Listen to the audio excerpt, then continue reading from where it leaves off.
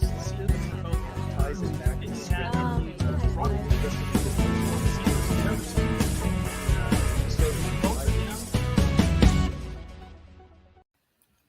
Travis, it's good to see you, man. I got a whole new background here. It's all like I'm doing the blurry thing. It's cool. It's really See cool. how my hand is disappearing. I can tell you still have an empty bookcase back there, though. I can hardly tell that I have an empty bookcase. Your vision is fantastic. I can't see my empty bookcase. I think you did this just because you were too lazy to fix your busted bookcase. I am too lazy to fix my busted bookcase. So for Father's Day, my wife got me new bookcases. Really? Cool. Now you got to film. I am not a handyman. Oh, well, call me. I'll come over. Yeah, you are the quintessential handyman, and you're across the country. That would be your billable hours for me would just be through the roof. I don't think I can handle it. Yeah, it would be probably not the best idea. No. So what are we doing today? Well, we're going to continue our critique of rationality rules, but you had a chip on your shoulder about something. I did, and I'm glad you talked to me about this. So let's say this is Notes On and Travis and Ross, and we talk about anything that grabs a hold of us that has to do with our Christian faith, and we try to do Christ on purpose. So yes. All my life, Travis, since I was 8, I've lived in the Los Angeles area. I've been a Dodger fan, a rabid Dodger fan my whole life. I went to a World Series game. I was at the stadium when they were the first team in history to pass 3 million fans in a season. I remember the 81 series that they won with Tommy Lasorda, and he won again with the Kirk Gibson home run in 88. And, all the great players they've had, Fernando and Oral Hershiser and Clayton Kershaw and these guys, I'm a fan. It's always been rooting for the Dodgers has always been part of my identity. It's been that deep. But as you know, on their Pride Night, they invited a group called the Sisters of Perpetual Indulgence, which are this really horrible group that dresses, they're lesbian and trans guys that dress up like nuns, and they do some charity work, but they're also insanely, grossly disrespectful of the Christian faith. Mm-hmm. Like, some guy hanging on a cross and they're doing sexual stuff. And, anybody can go online and find this stuff. And I was really, really, really offended.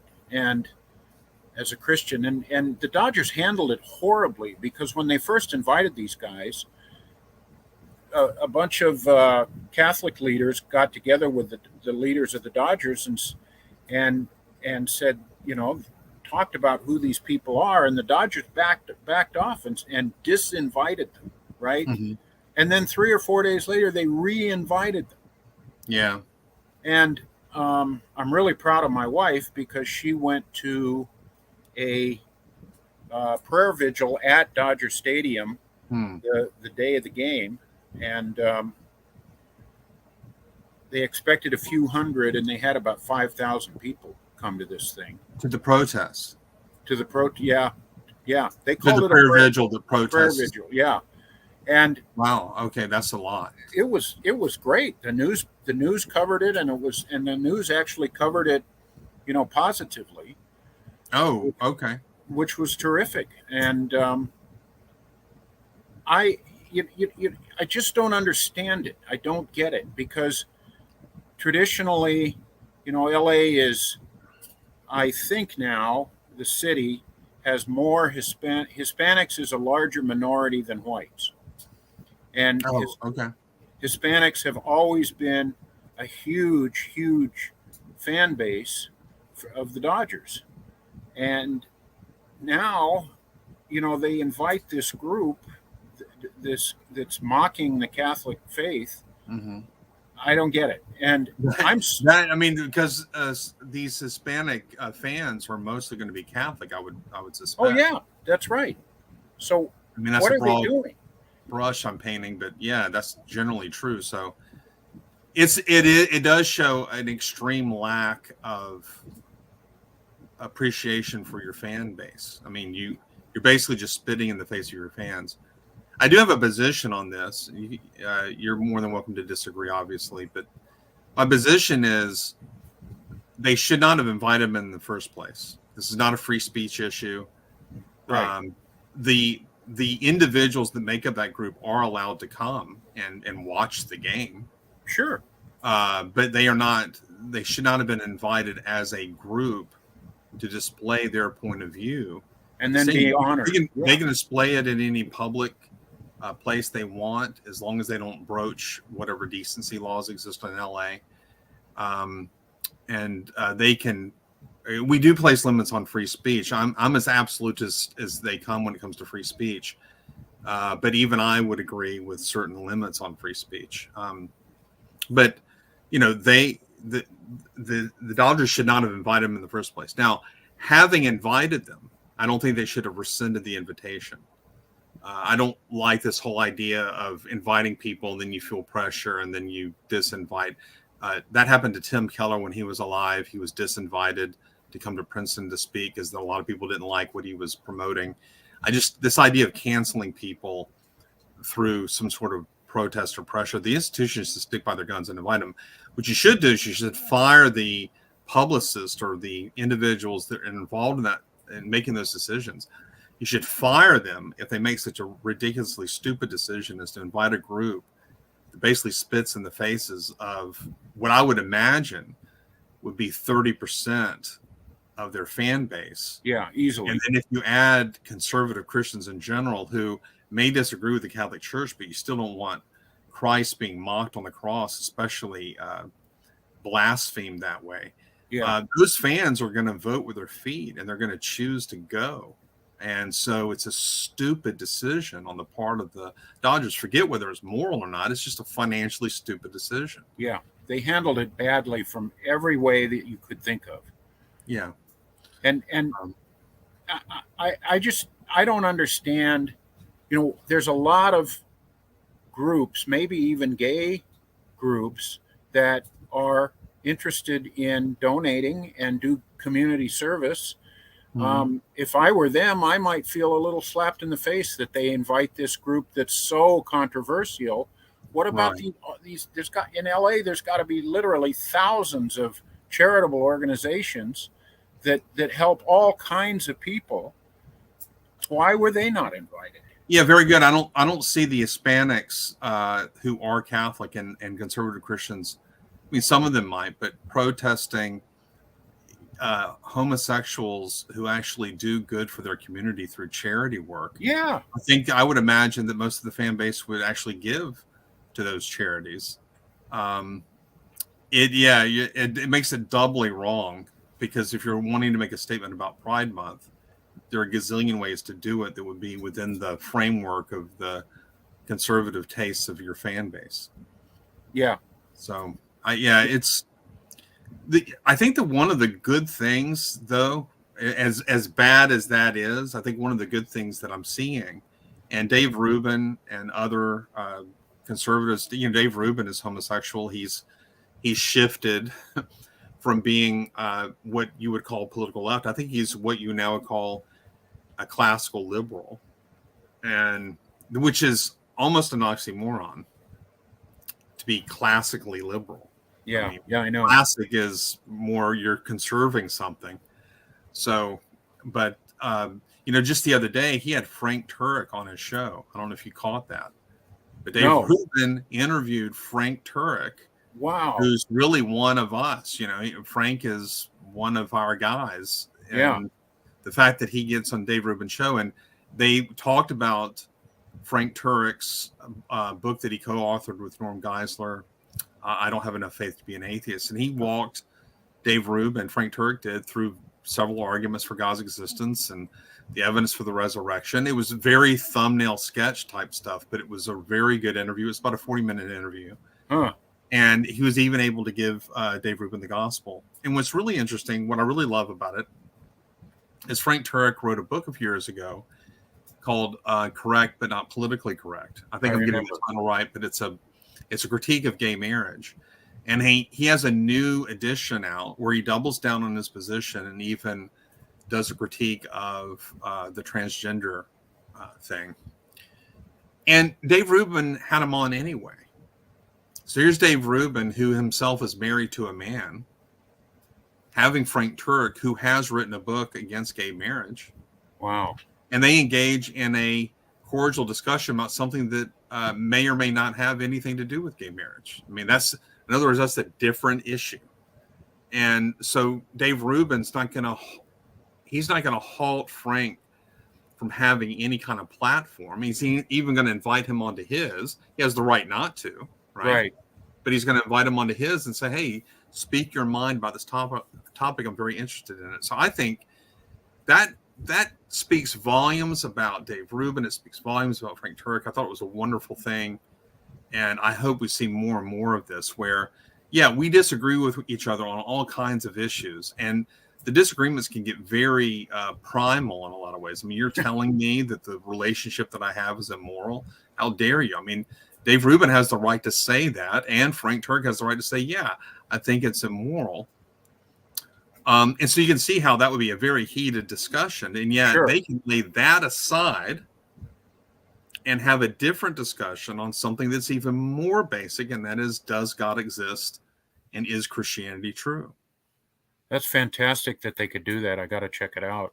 And isn't that the way we're supposed to be? We're supposed to be setting the trend. We should be the pace setters, us Christians, for speaking in the public square kindly and graciously. Yeah. Yeah. And so I was proud of both of them. Not that they need my affirmation by any stretch of the imagination, but I was just sitting there shaking my head going, I never thought that I would see that. So out of all of the chaos that I'm seeing pinpoints of light, which that's what I hold in terms of my just basic faith in humanity. I mean, I'm laying aside for discussion's sake, not really my beliefs about God, but just my faith in humanity is hanging on by a thread. And so when I see, a thing like that, I'm like, okay, maybe there's grace in us still to last. And the other thing that I will add is I think people, especially gay people, are done with the pride thing. Yeah. I mean, I'm starting to see more and more, like Dave Rubin himself has been like, hey, look, I love gay people. My husband is a gay man, which I thought was funny. But he said, look, this is ridiculous. It's one thing for us to fight for equal rights, but they're not fighting for equal rights. They're fighting for uber rights. These are my words, but I think I'm making Mr. Rubin's that's point. Right. So I think I like, it's really fun seeing gay people with common sense critique the ridiculousness that we're seeing at these pride parades. Well, Matt Fradd just did a video last week that I watched on his show where he's talking about how he thinks the pride thing has peaked and some people are just sick of it. Yeah. So, well, I mean, do you take our African American community? They get a month too, but it's the shortest month of the year, and so the homosexual community, which makes up a far smaller percentage, the LGBTQ, IA plus, whatever the alphabet soup people. I mean, that whole thing, they get 2 extra days, and then there's talk of turning October into yet another kind of Pride Month. I mean, I don't see why we have to be forced, in a lot of ways forced, to celebrate the sexual behaviors of people. Why is that even a thing? Yeah. I remember the days where it's like none of your business. Let's go back to those days. It's none of your business what I do in the privacy of my own home. I mean, that shouldn't make a difference about how you assess me as a person anyway. And corporations didn't jump in. Look at the Dodgers, man. They've been they were owned by the O'Malley family for a couple of generations. It was a Sure. family run. It was like Disney, right? They were Yeah. they were all about family and community and good traditional values. And so where I'm going with this, Travis, with this whole Dodger thing, I got so upset about this that I'm actually no longer a Dodger fan. I mean, I get I, it. I when it first happened, I thought, well, I'll be upset for a week, and then it'll roll over, and I just stayed angry. I just thought, you know what? It's a tiny little bitty little thing. I go to a few games a year. I pay attention to the scores, but I'm not going. I'm not going. And I guess I got a new name for them. Instead of the Sisters of Perpetual Indulgence, I'm now calling them the Dodgers of Perpetual Cowardice. Um, Well, I look. Hey, this is just in the light of eternity. This is a small thing, but I mean, that saddens me that something that was a fun, meaningful part of your life, you're letting go on principle. I'm proud of you. You're letting go on principle, but I'm sad that it's come to that. yeah, So I guess the real question is, are you going to root for the Angels now? I mean, who's your team now? I don't know. I got so many friends that are Giants fans, and That's and up a ways, isn't it? what's that? That's up a ways, isn't it? Yeah, but the Dodgers and the Giants have such a traditional rivalry. Yeah. We've always hated each other, and I don't want to be a Giants fan. That would be like really horrible. But Oh, okay. yeah, You're not switching. I can. Well, I grew up a Dogs fan, the Georgia Bulldogs, and then my son went to Georgia Tech, and I had to become a Trader. I just had to. So, what would it take for you to not be a Georgia fan anymore? If they did something similar, I mean, I can't put a quantity on it, but if the school itself started standing for as an institution, not equality, and that's obviously I'm going to support that, but just sheer disrespect. And look, I mean, it doesn't matter what the disrespect is aimed at. If the school supported disrespect to homosexuals, I mean, if the school supported disrespect to Muslims, if they were out like burning Qurans or something like that, I would want to turn my back on that institution. I would do the same thing to Georgia Tech. I wouldn't want to promote an institution that would promote that sort of thing. I was glad when a lot of southern states started taking the battle flag of the Confederacy down. People would ask me, well, what do you think of that? And I was like, look, in and of itself, a lot of white Southerners, and this is a broader topic to get into, but a lot of your white Southerners grew up believing what is called the lost cause idea. But most historians will say it's the lost cause myth. I mean, the South seceded, and one of its main reasons for doing so was to preserve the institution of slavery. And how do I know that? I know that because in the founding documents of the Confederacy, look at the declarations of independence of these states. Like the Georgia Declaration of Independence, the very first paragraph says we are basically seceding to preserve the institution of slavery. I mean, I think it's like the third line into that paragraph. I mean, this is front and center, and all of the opening speeches from Alexander Stephens to Jefferson Davis. I mean, they said these kinds of things. And so even though you had Confederates not fighting for that reason, like Robert E. Lee probably was just fighting because his state seceded and he wants to be loyal to his state. He was not a strong advocate of the institution. So you have exceptions, but as an institution, the Confederacy existed to preserve slavery. And the lost cause myth is no, they were fighting for states' rights. Yeah, but it's the states' rights to preserve slavery. I mean, that's yeah. And I've read Jefferson Davis's defense of the Confederacy, and he says slavery was the occasion for secession, not the cause of it. And I want to say, President Davis, with all due respect, that's slicing the bread a little too thin. So when the state flags were taken down from most of your state capitals around the South, I thought it was a good thing. I can imagine being African American and driving around, and you have to look up at your state capitol, and it's promoting a symbol that was created for the preservation of the institution of slavery that enslaved millions, literally, of your own people, your own race. Well, I think that's not good. So symbols mean something, and institutions should not exist for the purpose of targeting a people and putting them down in any way. We're not perfect at it, but they're blatant examples. The Dodgers doing what they did, and many southern states doing what they did throughout the decades, the Confederate flags would be two blatant examples of that. And I thought it was a good thing to take down the flag. And I think I totally understand why you would say, I'm just not a Dodgers fan anymore. I don't think this is a good thing. Yeah. And it's a shame because there's a lot of good players on the team. There's even Christian players on the team.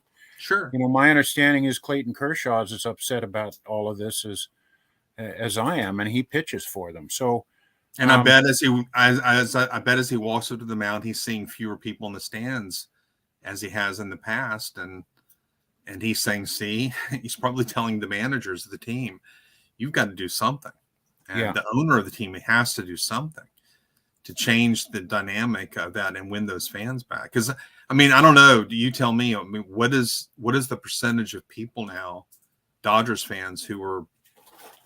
I'm sure you're not the only one who's saying I'm done. So do you have a beat on how many people in LA are turning their backs on the Dodgers? No, I don't. I would like to know. All I heard was that attendance is down somewhat since then, but the Dodgers have always been every year they're the team that leads the both leagues in attendance. They've drawn over 4 million fans in a year. And you said they're the first franchise to ever draw three. Draw three.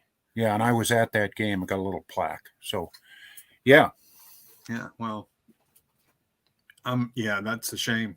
But I think Target's learning its lesson, hopefully. Bud Light is hurting. They're still hurting. Yeah. And I guess we didn't intend for this, but it looks like this is going to take the show, Travis. So yeah, let's just keep talking about politics. Let's just keep doing it. I think some of the people that watch us are going to be happy to hear us talk about politics a little bit. Yeah, and I think a lot of us fellow evangelicals, we just want to roll with things and not have to get inconvenienced, really. I know I feel that way, but you know what? It seems like things are getting bad enough, different enough, weird enough that we're going to have to take a stand on some of this stuff. Right. I don't think giving up your favorite baseball team qualifies as being what the Bible talks about. Yeah. But for suffering for your faith. But I think we all got to start doing stuff. We all got to start right, spending our money at the companies that spend their money the way we would support. And this isn't over. We can all vote with our pocketbook and get online and say what stand up for this stuff that you really believe in. It's crazy that we have to say that, but I think it's at the point now where let's get to it, everybody. Well, even though we were going to talk about the problem of evil, I guess it's apropos that we're talking about politics today because it's the 4th of July. Yeah, that's right. And, if they're oft-quoted words, but they bear repeating since today is the anniversary of their having been written. And that is, these truths are self-evident that we're all created by our Creator with certain inalienable rights, and among them life, liberty, and the pursuit of happiness. And the radical left today wants to burn that document in effigy, if not really. They want to do two things. They want to attack I would say it's a threefold goal of the left. They want to attack the idea of God. That's one of the reasons why we stress our theological stance. I think that that's key to the radical left's success. That doesn't mean that every atheist is part of the radical left, but it does mean that that's what they want. They want people to forget about the idea of God. That's a fantasy we need to get rid of. Second of all is family. They want to attack that. Right. The notion of the family needs to be dispensed with. And then finally, the notion of private property. Like San Francisco is in bad shape now because they're allowing, what is the rule now? As long as you don't steal over $1,000, you can't be prosecuted for theft. Yeah. Well, I mean, that you can't complain when a store closes and they refuse to open again if that policy is there and you've been raided multiple times in a week and half your merchandise is gone and you're now in tremendous debt because you bought all of that merchandise to sell for a profit and you can't do it because your city is no longer honoring basic law. Law and order is the foundation for freedom. It's not the negation of it. That's right. And, our founding fathers wanted to create a nation where laws were king. Lex Rex, Samuel Rutherford, 17th century philosopher, wanted the king to be subservient to law. And the founders went one step further. It says, we will not have a king. We will have all members of our government subject to law. And we want our legislative branch to be the most powerful of the three branches because they are the ones that are most accountable to the people. Now, what has happened is our presidency and our courts are way powerful. And our Congress is not powerful at all. They will not stand up to the president. The proxy war in the Ukraine, they're not standing up to him. Our press corps is promoting these policies. They are not investigating them. Right. I mean, have you seen the new evidence about Hunter Biden? The text he sent to these Chinese businessmen where he basically said, this is 6 months after Obama left office. And he says, my father is sitting next to me. I'm paraphrasing, but he basically told these businessmen, my father's sitting next to me. If you don't give us this money, we're going to, he basically threatened them. And within 2 weeks of that text, he had received $100,000. And then within a month, I think of that, I might be getting the timeline wrong, but he receives $5 million. Wow. The press they had access to this information. The press has not really investigated this. And so it's really whistleblowers within the FBI and I think the IRS and some other organizations that have brought a lot of this stuff to light. And this is all because our press corps is a wing of this administration and really a wing of the Democratic Party in a lot of respects. Yeah. So this critique that we live in a two-tiered system of justice is not far off. And it's going to backfire on them because the new evidence against Donald Trump, there is evidence against him now that he really did have documents that he should not have had. And the audio, we have a longer, like the first clips that were sent out suggested that maybe he was not talking about these documents, but now we have a longer clip that's out and it pretty much sounds like he's got a government document that he shouldn't have had access to. And, but see, the thing is, because Hillary got away with it and Trump might not, that might go into Trump's favor. So they shouldn't have prosecuted them. They should have tried to display this to the American people and said, do you want to vote for this man? But because he may go to prison, this is crazy to say, but I think it may be true. He may win the presidency because he went to prison. So we might, and that's not, it's a crazy thing to say in one sense, but it's not a stupid thing to say. We have people in this country that may vote for him because he went to prison. Can he pardon himself? Well, no, I don't think so. But we live in interesting times. That's for sure. We have a guy that's the front runner of the Republican Party. 33% of the American people like him. That's not a whole lot. 32% of the American people like Biden. So his approval rating is just 1 point over, and nobody likes Kamala Harris. She is considered incompetent by just about everybody. Yeah, that's true. And DeSantis is a distant second from Trump. He's way ahead of the other members of the field, but he's far behind. So it looks like we might. I mean, if the election happened today, if the nominations all happened today, we would be looking at Trump versus Biden part 2. Wow. And so you can't tell what's going to happen a year and a half from now, but that's an amazing thing to think about, that we're the two people that the American people generally don't like may very well be in the bid for the presidency now. I never thought that this would happen. Well, I remember January 6th. I just never thought that he would even be possibly a nominee, but he's probably going to get the nomination. I remember years ago, there were 2 guys running for the governorship of Louisiana, and they were both ex-felons. And I remember thinking, is that the best they can do? Is that it? Is that what they got? And now nationally, it's going to be a similar thing. It's insane. It's insane. Have you seen Bill Maher interviewed Robert F. Kennedy Jr.? I saw Jordan Peterson's interview with him before they took it down. Oh, they took that down, really? Well, I read a couple days ago that YouTube took it down. I didn't see for sure that they did, but somebody said they did. Well, I mean, I say what you will about his politics. I just like Robert F. Kennedy. I do too. He's just a fantastic. He's sharp. And by the way, he put out a workout video recently. He's 70 years old, dude. He's ripped. You didn't know that. He's really? just he looks fantastic. He looks like better than I do. Wow. I don't want to take off my shirt in front of him anymore. I'm embarrassed. He looks great. But he was promoting health and not because our administration they're pawns of the big pharma, and he really thinks that natural cures should be sought for first. Anyways, his interview with Bill Maher was really good, and he incidentally talks about the assassination of his father.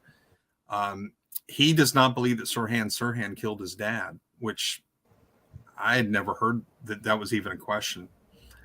So yeah. I know I'm going on, and we're way over time, but I don't know. Maybe we should talk about politics more. Hey, why not? We had fun. This is good. But our country is founded on the idea of an objective morality. That's right. So your reaction against the Dodgers is very much in keeping with the spirit of our nation. Yeah, it's a sad thing, but there it is. Love you, man. Love you. See you next week. Maybe we can get in the problem of evil again, but this was fun. Good. Thanks, Travis. Happy 4th. You too, man.